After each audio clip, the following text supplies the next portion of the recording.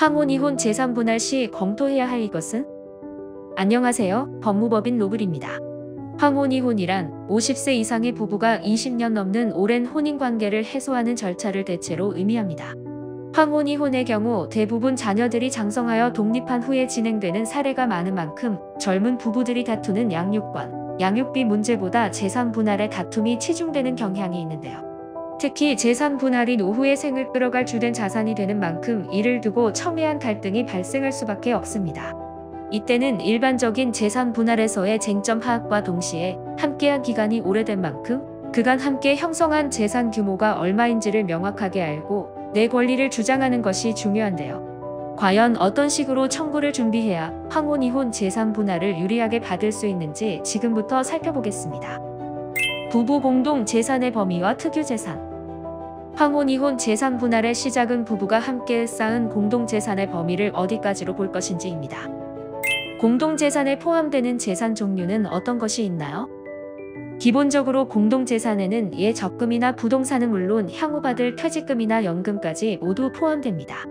그러나 사실상 황혼 이혼에서 공동 재산을 다투는 데 그리 많은 시간을 쏟을 필요는 없습니다.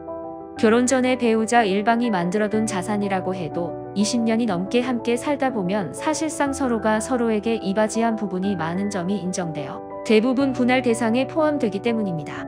다만 상속이나 증여로 받은 특유 재산의 경우라면 이야기가 달라집니다.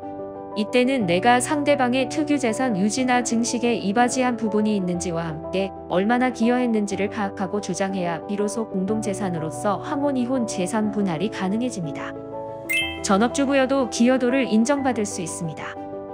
우리 법원은 직접적인 경제활동이 아니어도 공동 재산의 유지와 증식에 기여함을 인정하는 경우가 몇 가지 있습니다.